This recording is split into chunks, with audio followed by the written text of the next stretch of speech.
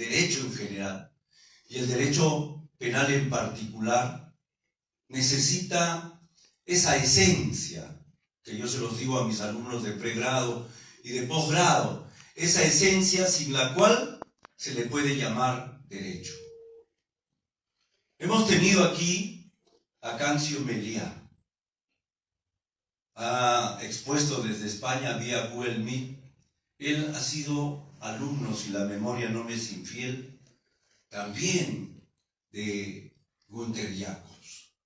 Y cuando Günther Jacobs publicó o se hizo conocimiento ya a nivel de habla hispana, se hizo conocimiento de su tema del derecho penal del enemigo, Günther Jacobs dijo, en realidad, cuando se habla de ese tema, yo diría que no es derecho, con el respeto que me merece mi maestro, decía, sino es un no derecho. Y sobre todo, en nuestro país, con mayor razón. En esta orilla, como suele decir Eugenio Raúl Zaffaroni, de América Latina, con mayor razón. Es no derecho. ¿Por qué? Porque el derecho tiene algo que es fundamental, la justicia. Derecho sin justicia no es derecho.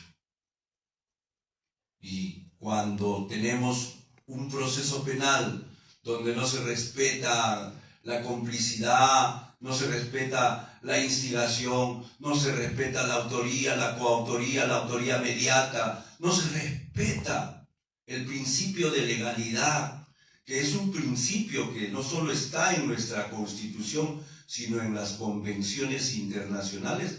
Entonces, ¿de qué estamos hablando?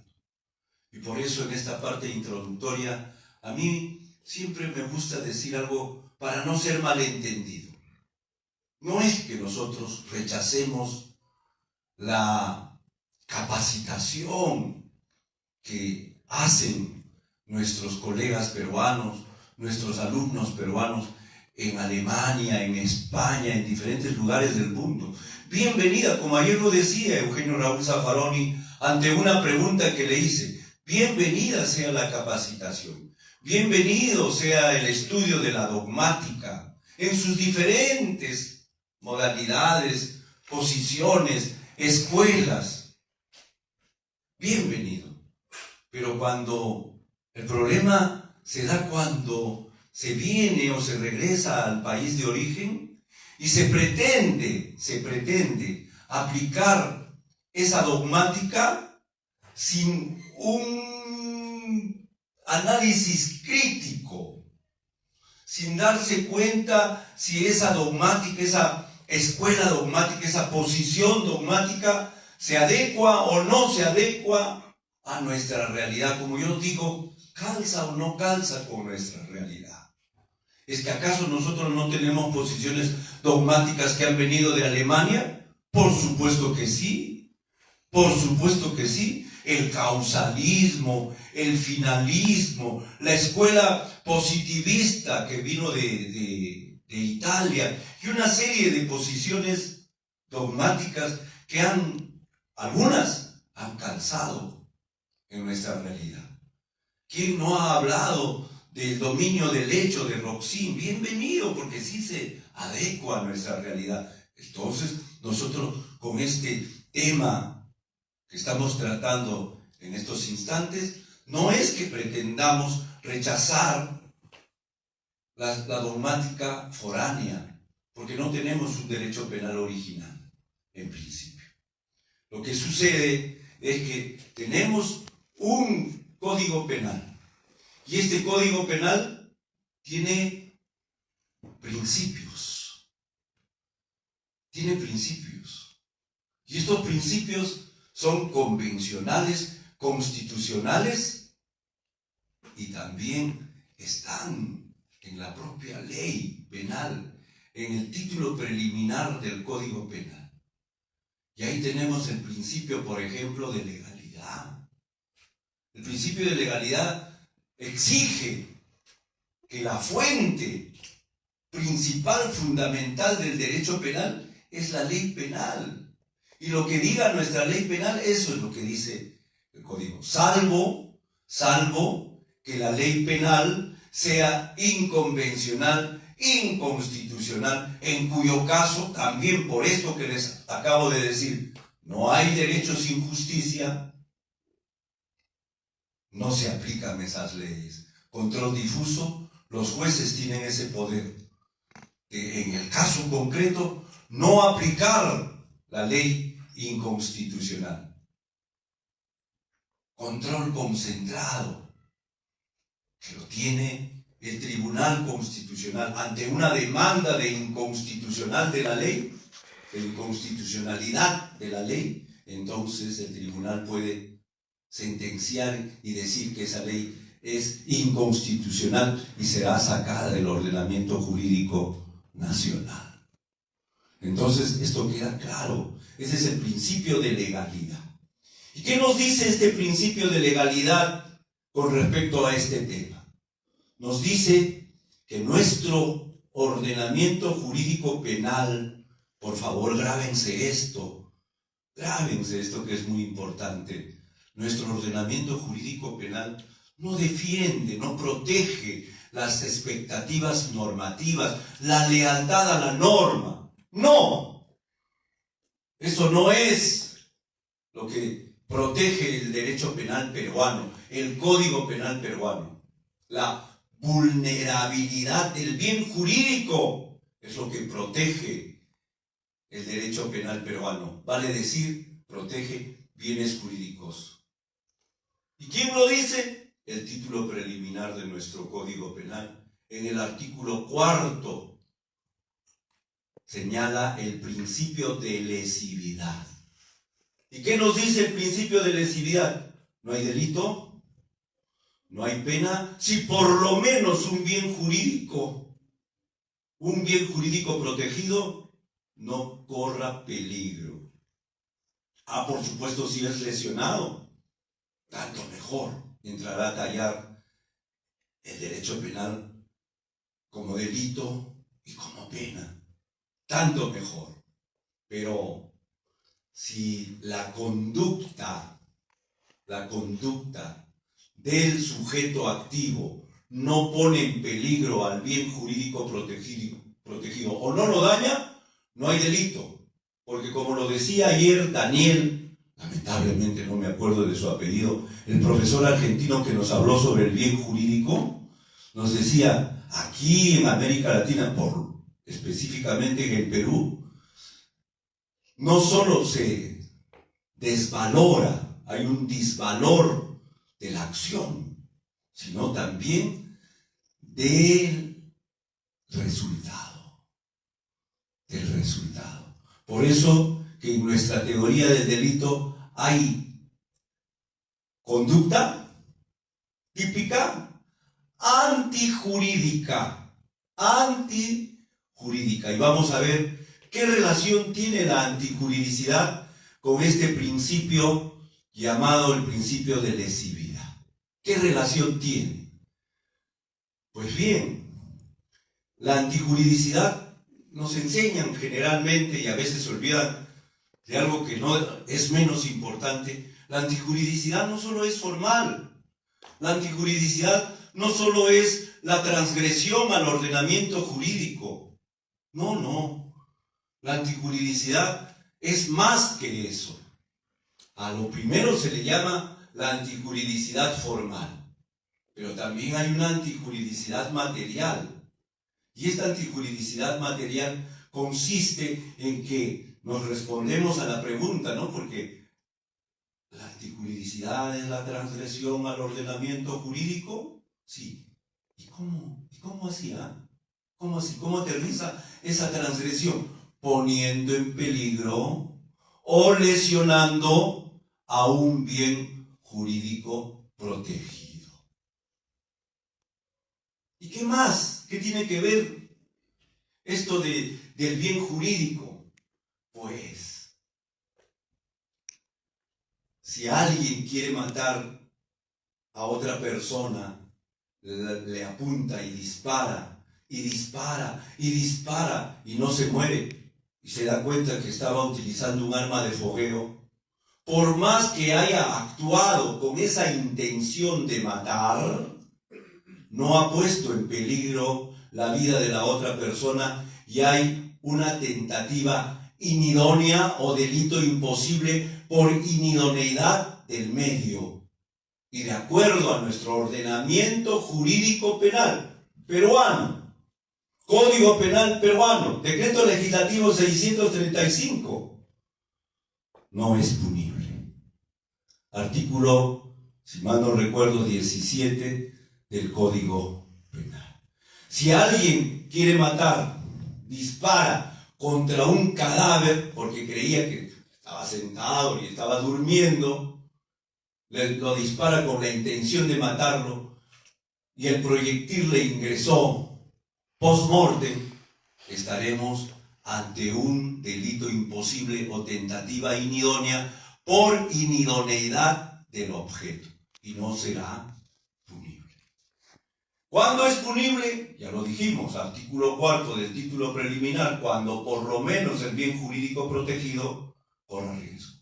Pero algo que también se va a engarzar con otro principio que vamos a analizar acá. Pero también para la justicia, los abogados defendemos inocentes y también defendemos culpables. Y cuando nosotros decimos yo tengo a un cliente, a mi patrocinado, o mi patrocinado es culpable, cualquiera que no sepa de esto dirá, está loco. Y entonces, ¿para qué está el abogado si va a defender a un culpable? Está de más si está defendiendo a un culpable. ¿Qué hacemos los abogados cuando defendemos a un culpable? Se ha declarado culpable, lo han encontrado culpable. ¿Qué hacemos? Buscamos que se le aplique una pena proporcional. Y esta proporcionalidad también es un principio, el principio de proporcionalidad de las penas que se encuentra en el artículo 8 del título preliminar. ¿Y cómo se va a determinar la proporcionalidad? Si nos convertimos en jacobianos y decimos que el derecho penal no protege bienes jurídicos, el derecho penal protege las expectativas normativas, protege la lealtad a la norma. ¿Cómo podríamos hacer justicia en nuestro país si el derecho penal no protegiera bienes jurídicos? ¿Cómo podríamos determinar si merece más o menos pena? ¿Cómo podríamos determinar si se le aplica el mínimo, se le aplica el máximo o el intermedio? Con el bien jurídico. Todos sabemos que los bienes jurídicos tienen diferente prelación, diferente valor. Si bien es verdad, el derecho penal protege bienes jurídicos fundamentales, pero dentro de estos bienes jurídicos fundamentales también hay prelación, hay valor, hay unos que valen más como la vida, hay otros que valen menos como el patrimonio. Y entonces, aquí está el principio de proporción ligado al principio de ley. Entonces, así a esto podemos dosificar la pena, no en un sentido perverso. Protege a los delincuentes porque le pone límites al jus puniendi, al Estado, y le dice, Estado, tú no le puedes poner la pena que te dé la gana. Legislador, tú no puedes poner pues cadena perpetua para delitos contra la libertad sexual, mientras que los delitos contra la vida no tienen cadena perpetua, por ejemplo, ¿no? Porque si bien es verdad, la libertad sexual es un bien jurídico fundamental, importante, no lo es menos la vida es de mayor valor. Pero a veces se cometen estos desatinos legislativos, cuando se violenta el principio de proporcionalidad, se violenta el principio de legalidad. Bien, entonces ya teniendo esto nos preguntamos, ¿y la infracción del deber? ¿Qué tiene que ver con esto? Esta teoría de la infracción del deber o la infracción al deber, algunos la llaman. ¿Qué tiene que ver con esto? Tiene mucho que ver, porque la infracción al deber está justamente señalada con respecto a unos autores especiales. No a cualquier autor, sino a autores especiales. A los funcionarios, por ejemplo, a los funcionarios o servidores públicos. Y entonces estamos hablando de autores. Y si hablamos de autores, para tomar en cuenta estos principios que acabamos de reseñar, tenemos que hablar de autores, coautores, autores mediatos, instigadores, cómplices. Cómplice primario, cómplice secundario. ¿Y qué nos dice esta teoría de la infracción al deber? ¿Qué nos dice esta teoría? Nos dice que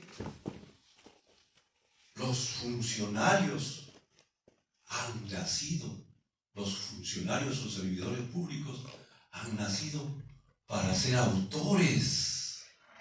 Que no puede haber entre los intraneus, entre los funcionarios o servidores públicos, no podemos hablar pues de autoría mediata, no podemos hablar de instigadores, menos podemos hablar de cómplices.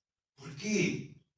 Porque hay una posición radical, la de Jacobs, que habla de las competencias organizacionales y las competencias institucionales. Y cuando habla de las competencias institucionales, dicen, aquí ya es otra cosa. La competencia organizacional es, bueno, pues Juan mata a Pedro, Perico viola a Juana, eso es otra cosa. Pero en el ámbito institucional ya es otra cosa. La responsabilidad, y aquí mete lo que Schunemann le critica. Schunemann, ¿qué dice con respecto a Jacobs? También jurista alemán, Schunemann, ¿qué dice? Jacobs hace varios años, hace más de 25 años, ha dejado de ser funcionalista y se ha convertido en un jurista, entre comillas, que sigue un derecho ético. Y nosotros, por lo menos, de lo poco que hemos aprendido, porque seguimos aprendiendo constantemente, de lo poco que hemos aprendido de nuestros maestros, es que si bien es verdad, la moral y el derecho tienen relación, pero eso no significa que sean lo mismo. Que hace tiempo la moral y el derecho han sido separados. Porque si no, todo lo inmoral sería delito. Si no, no habría ese principio de la última ratio, no habría la proscripción de la analogía, no habría el respeto a ese principio de fragmentariedad que tiene el derecho penal. No, todo sería delito. Y como sabemos, hay conductas que y la moral es algo también subjetiva e histórica y no es estática, ¿no? Lo que antes era inmoral en mis tiempos ahora es moral. Pero hay conductas que para todos nosotros seguro nos resultan abyectas, inmorales, asquerosas. Por ejemplo, que papá viva con la hija y mantengan relaciones de pareja, relaciones sexuales. ¿Eso es punido? ¿Eso es sancionado? ¿Es un delito? No es delito per se. Salvo pues que la hija tenga 13 años, 12 años. Salvo eso. Pero después, si la hija puede prestar su consentimiento e incluso, de acuerdo a nuestro ordenamiento jurídico civil, si mal no recuerdo, por favor corríjanme, que a partir de los 14 años pueden tener permiso para contraer matrimonio. Entonces, hay actos que son inmorales, pero no son delitos. Entonces, ¿qué es lo que nos dice esta posición de Jacobs? Nos dice que si un funcionario, estamos en las competencias institucionales, un funcionario comete una infracción al deber, pues ha movido toda la institución. Y aquí ya no se puede hacer distingos entre autores, cómplices, ni nada por el estilo. Todos responden por igual. Alguien ha utilizado 4 hojas de papel, de acuerdo en este caso de Huancavelica, 4 hojas de papel para hacer un escrito como abogado, siendo esas hojas de papel de la universidad. Lo denunciaron por peculado, lo condenaron por peculado. De acuerdo a la posición de Jacobs, ese señor estaba bien condenado. Estaba bien condenado porque no interesa si sean 4 papeles, o sea, 200 millares de papeles, no interesa. ¿Y qué dijo la Corte Suprema? Haciendo una mezcolanza de estas teorías, que a las finales dijo, no señor, aquí se trata de una conducta de bagatela. ¿Cómo podemos mover a todo el aparato jurisdiccional por 4 hojas de papel y sobre todo condenar a una persona por esta clase de conductas? A nosotros, en base a la proporcionalidad, en base a que en nuestro país no solo se hace el disvalor de la acción, sino también el disvalor del resultado, es que estamos totalmente de acuerdo. Bien. Autoría. ¿Quién es autor? ¿Quién es autor? El protagonista principal del tipo penal.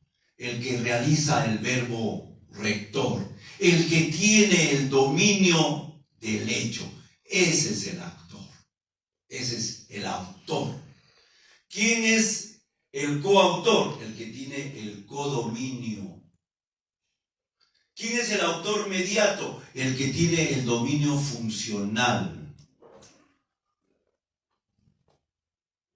¿Quién es el instigador? El que persuade, convence, decide a otra persona a cometer un delito doloso. Ojo, no lo estamos diciendo nosotros, lo dice nuestro Código Penal. ¿Quién es el cómplice? El cómplice es el que no realiza la conducta del autor, no tiene el dominio ni funcional ni el codominio. El cómplice es el que coadyuva, el que auxilia, el que coopera.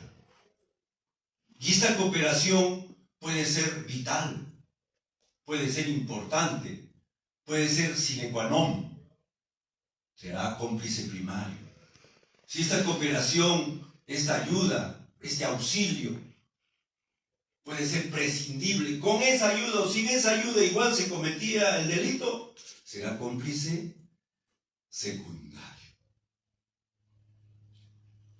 Y quiero agregar algo. Klaus Roxin también ha entrado a tallar en este tema. Desde 1963, cuando hablaba, justamente él acuñó el tema de la teoría de la infracción al deber. Y él decía, aquí el dominio del hecho no entra a tallar. Sus pupilos, por favor, y aquí viene algo que es muy importante, de lo que yo les decía. Sus pupilos nacionales, Manuel Abanto, Raúl Pariona Arana, disienten con él.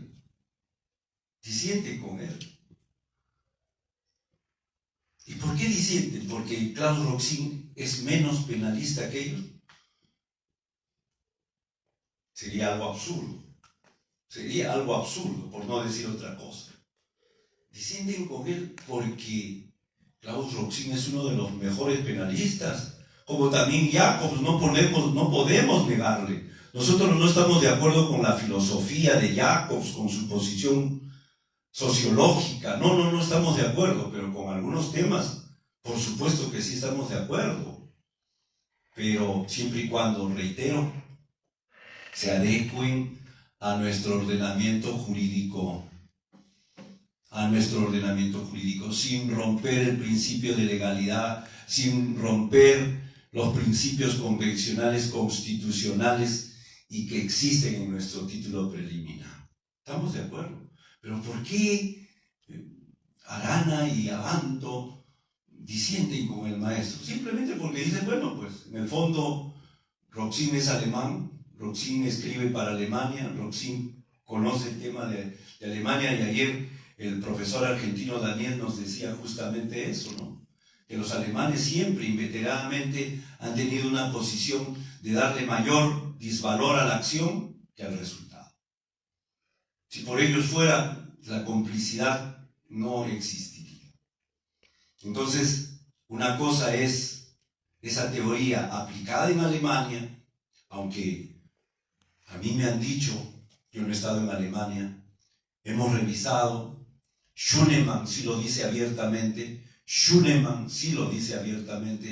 esta teoría de la infracción al deber no es una teoría mayoritaria en Alemania. Y la explicación que Abanto y Arana no están totalmente de acuerdo con su maestro es porque ellos analizan el derecho penal que conocen, que manejan, que es de su tierra, que es la del Perú.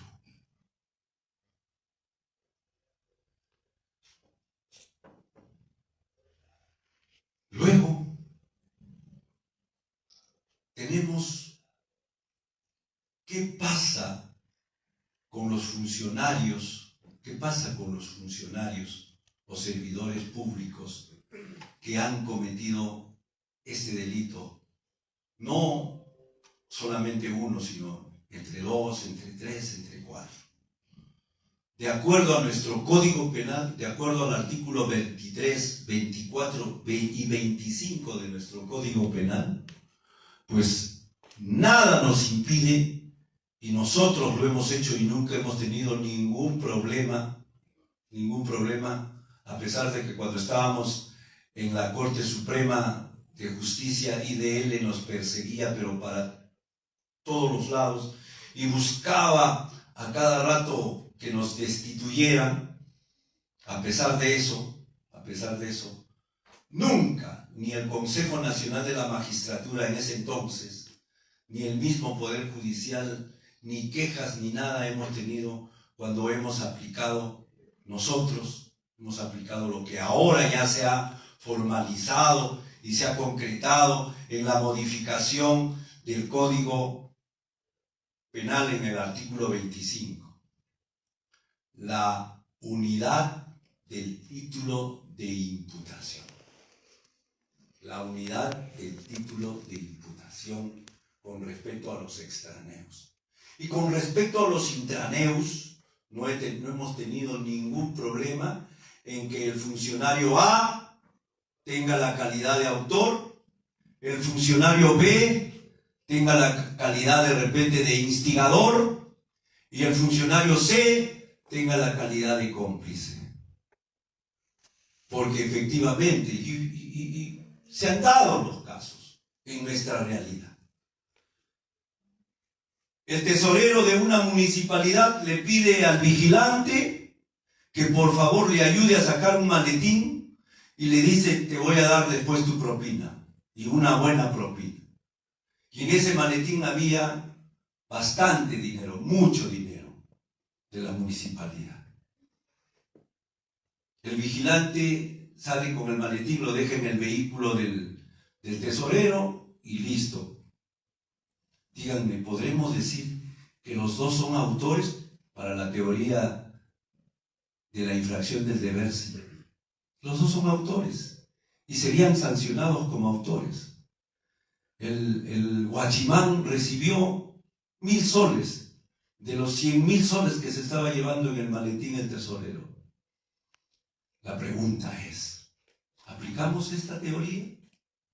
Que proviene, reitero, de señalar que los bienes jurídicos no son el objeto de protección del derecho penal.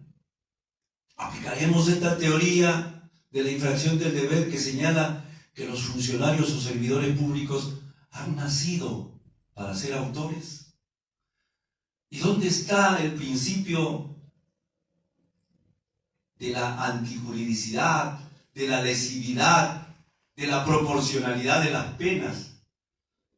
¿Dónde está la pena justa? ¿Dónde está la pena justa? ¿Qué nos queda a nosotros como operadores jurídicos? ¿Aplicar esta teoría o aplicar la vulnerabilidad del bien jurídico? O como dice Schunemann, ser garantes del dominio sobre la vulnerabilidad del bien jurídico. En otras palabras, el dominio, la teoría del dominio. Él le llama que el sujeto activo, el funcionario, que va a ser condenado como autor, tiene que ser el garante de la afectación o de la vulnerabilidad a ese bien jurídico. Él tiene que tener ese dominio sobre la vulnerabilidad del bien jurídico. Y los que no tienen el dominio sobre la vulnerabilidad del bien jurídico, así sean en intraneus, así sean funcionarios públicos, así sean servidores públicos, no podrán ser condenados como autores.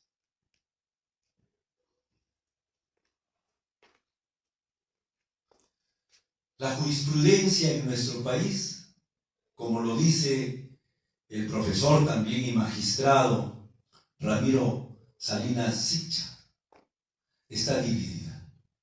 Está dividida porque hay una, como lo acaba de decir también la comandante que nos ha antecedido en la exposición.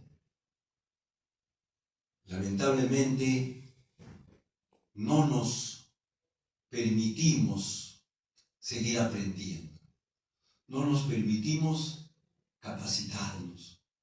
Y entonces viene alguien del extranjero con buenas intenciones, yo no digo que tengan intenciones perversas, con buenas intenciones, y nos hablan de la teoría de la infracción al deber, y por ahí los jueces, y esto lo digo con conocimiento de causa, los jueces tienen a un ayudante, a un auxiliar, a un especialista que tiene estas ideas y las plasman en sus sentencias sin saber ni de qué se trata esa teoría, ni de qué se trata esa teoría. Y eso es lo lamentable. Nosotros hemos analizado varias casaciones. Algunas, por ejemplo, siguiendo la teoría de Jacobs, ¿qué dicen? Dicen, los extraneus no son responsables. Los extraneus no son responsables. Por lo tanto, quedan exentos de pena, absueltos. Y eso es lo que propicia la posición de Jacobs con respecto a la teoría de la infracción del deber. Ellos no han infringido el deber. Si no han infringido el deber, las competencias institucionales no le permiten a ellos ser responsables. Por lo tanto, no son responsables. Y otras resoluciones, casaciones, han señalado lo contrario.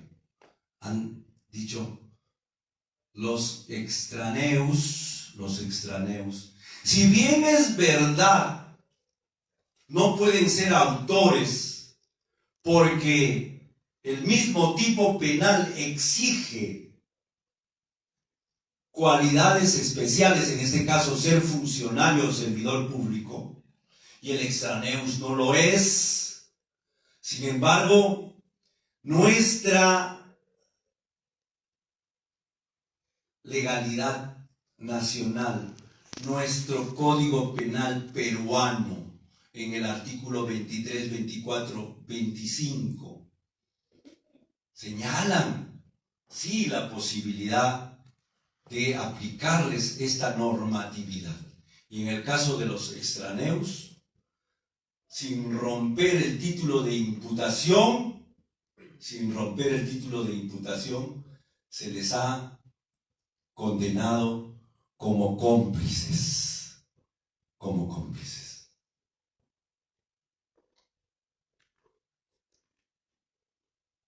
Y algunos también, parte de la jurisprudencia es que con respecto a los extraneos, ¿qué dicen? No dicen, como dicen las primeras jurisprudencias a las que hemos hecho alusión, no dicen que los extraneos quedan exentos de responsabilidad. Tampoco dicen que los extraneos son cómplices.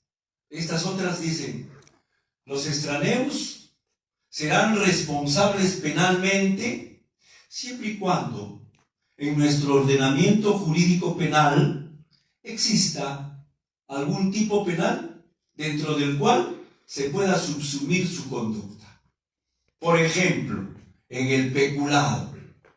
Un intraneus ha cometido peculado, el extraneus no va a ser exento de pena ni tampoco va a ser considerado culpable, como señala nuestro ordenamiento jurídico penal. Si no, vamos a romper el título de imputación y vamos a buscar en qué tipo penal se podría adecuar la conducta de este extraneus en el peculado.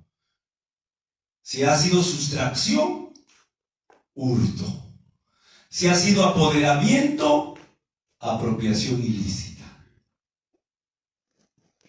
Esa también es una de las corrientes de nuestra jurisprudencia.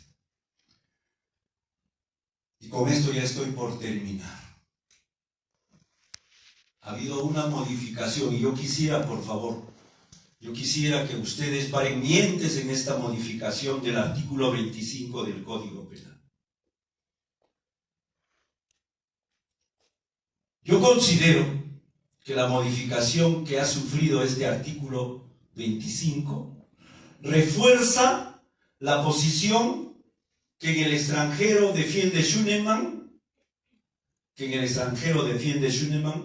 y que aquí defendemos también algunos especialistas en la materia. Vale decir, la unidad del título de imputación, y que si es posible, si ustedes interpretan ese artículo, si es posible que los intraneus pueden también ser considerados como partícipes, no solo como autores, sino como partícipes, en calidad de cómplices, en calidad de instigadores, etc. Esto, según mi modesto entender y mi modesta interpretación del artículo 25 modificado ya, pues es lo que se tiene que dar. Y de repente, pecando de redundantes. Ya lo decía nuestro maestro, hemos tenido el privilegio de que sea nuestro maestro en las aulas de esta casa de estudio, también el maestro José Hurtado Pozo, en ese libro de la ley importada. Y lo que dicen todos ahora, los análisis que hemos tenido, los profesores que han desfilado por este escenario, y nos han dicho, no se trata de importar leyes, tampoco se trata de rechazar la importación de legislación foránea. Lo más importante es que esas leyes, esa legislación foránea, calcen, se adecuen. Pero hay algo con lo cual voy a terminar citando al maestro del homenajeado por este Congreso Internacional de Ciencias Penales. Saben que el homenajeado es nuestro gran maestro sanmarquino Luis Alberto Bramón Arias. Él es nuestro homenajeado.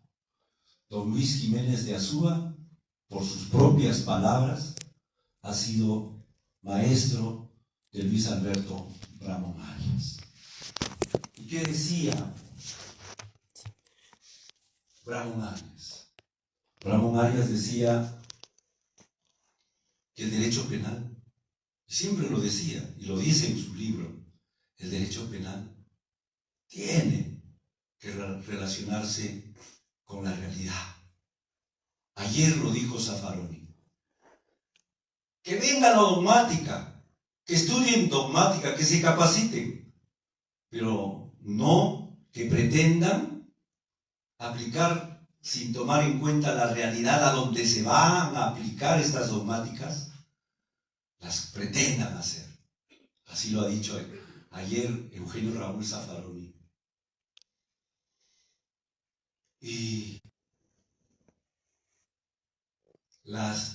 estas teorías y las teorías que vienen y alimentan, propician el hiperpunitivismo, la expansión del derecho penal, sin parar mientes, sin decir con honestidad que el derecho penal no lo puede todo, que el derecho penal es una parte ínfima de la política criminal, y que una buena política criminal, como lo dijo Laura Zúñiga, porque le hice esa pregunta en base a un artículo que había escrito. Y nosotros se lo decimos a mis alumnos que de repente por aquí están y no me dejarán mentir. La política criminal es una parte, a la vez que el derecho penal es una parte ínfima de la política criminal es parte de la política social general del Estado. Si la política económica, la política laboral, la política de salud, la política educacional no están bien, mal podría estar bien la política criminal. Y Laura Zúñiga lo resumía diciendo, citando a Frank von Lis, la mejor política criminal es la mejor política social. Si hay una buena política social, hay una buena política criminal. Y el hiperpunitivismo, el derecho penal populachero, demagógico, la utilización simbólica del derecho penal, propician que se encubra, que se le ponga un telón y se pretende encubrir la realidad de nuestra sociedad, el status quo, el estado de cosas de nuestra sociedad, que no está bien como ustedes lo saben.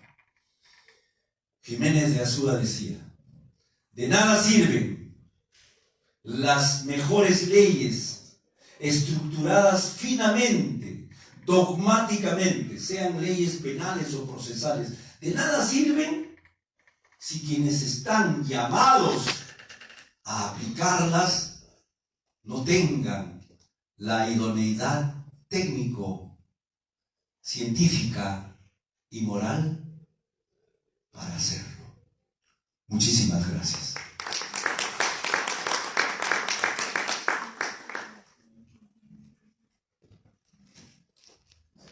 Bien. Agradecemos al doctor Robinson González Campos por brindarnos una ponencia tan enriquecedora sobre el tema de la infracción del deber en la academia y la jurisprudencia peruana.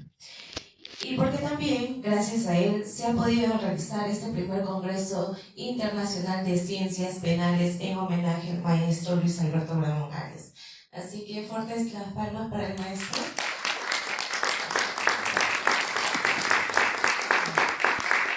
Asimismo, si es que alguien del público tiene alguna pregunta para poder hacerle al doctor.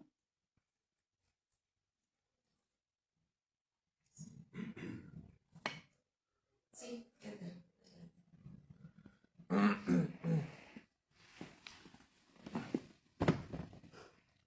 Profesor Robinson, ¿qué tal? Saludarlo cordialmente.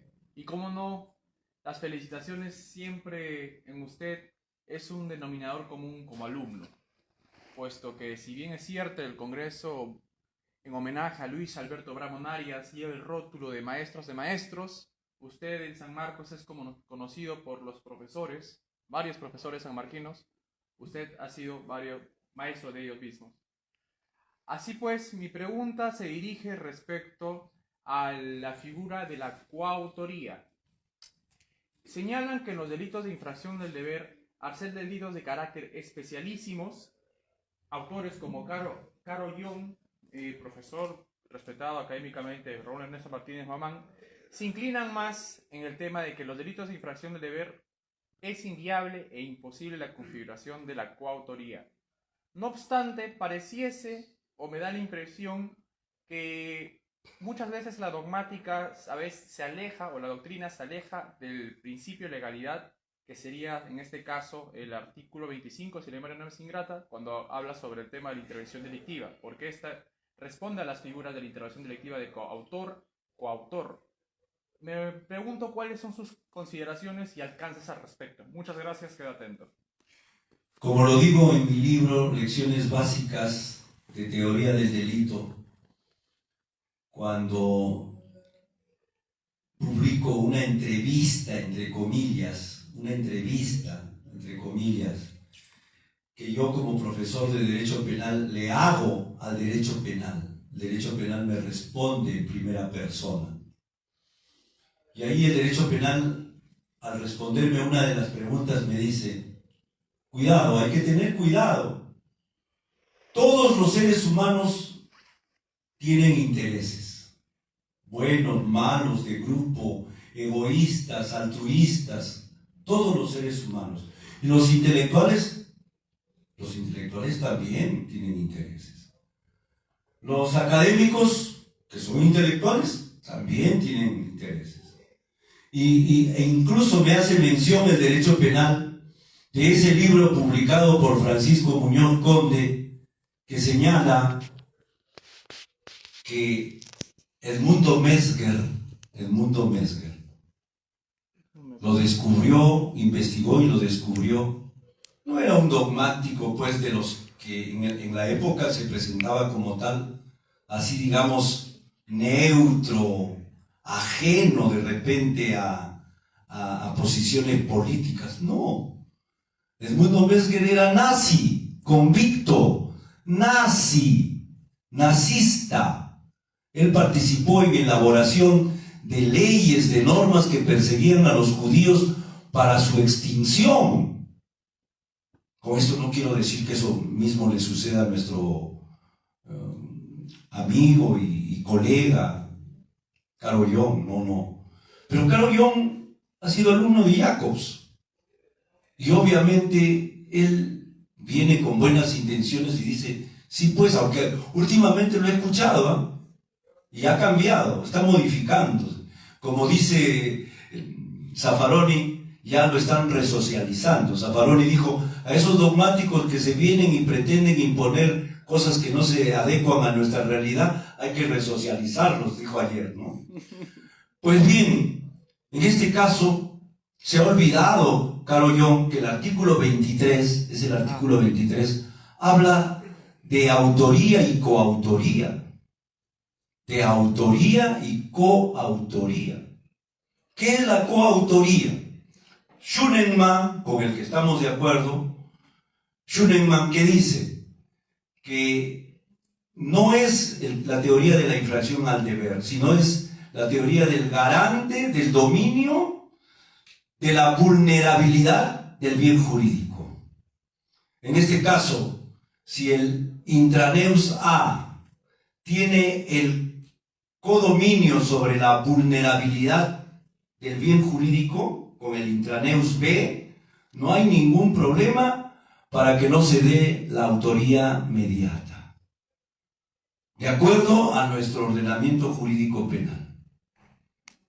Entonces, sí se puede dar la coautoría, porque nosotros estamos de acuerdo con esa posición que es mayoritaria en Alemania, que habla sobre la posición de Bernhard Schunemann, cuando nos dice que es la teoría del garante, del dominio sobre la vulnerabilidad del bien jurídico.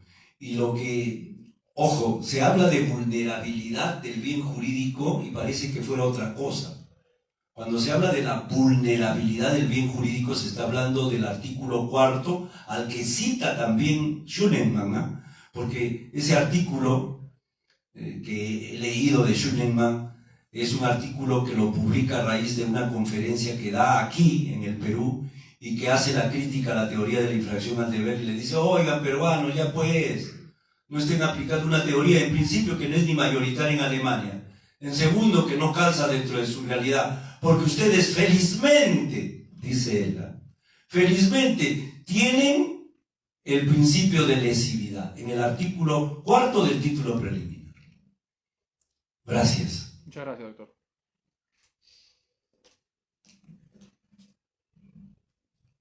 ¿Alguien más del público desea realizar alguna pregunta? A continuación haremos entrega también del presente al doctor Robinson González Campos por la doctora Claudia Félix Pacheco.